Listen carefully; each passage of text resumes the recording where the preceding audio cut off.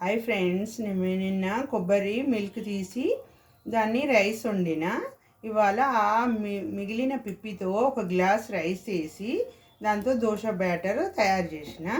దాన్ని ఇప్పుడు దోశ వేసుకుందాం.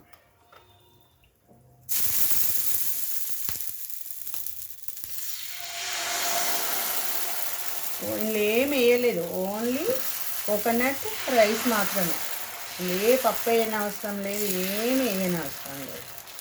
చాలా బాగుంటుంది. పిల్లలకు కూడా ఇచ్చిన హెల్త్ పరంగా కూడా బాగుంటుంది. చూడండి ఫ్రెండ్స్, ఎంత బాగా వస్తుందో.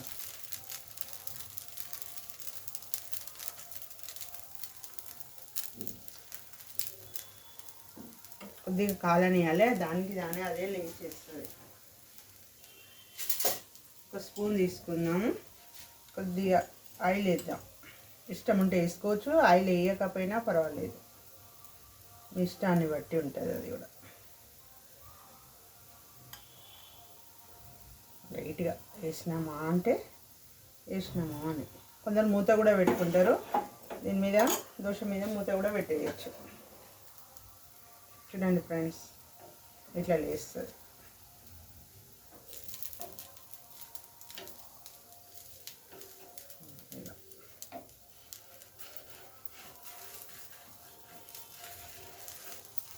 కొంచెం కాలనివ్వాలి, తొందరపడద్దు, అదే లేస్తుంది.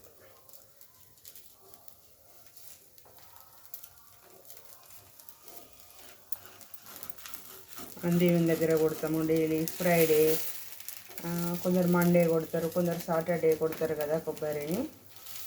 దాన్ని చక్కెర గిట్లు ఇస్తున్నారు. అట్లా ఇవ్వకుండా ఇలా తినడానికి కూడా ఉపయోగించుకోవచ్చు. మినప్పప్పు కూడా అవసరం లేదు.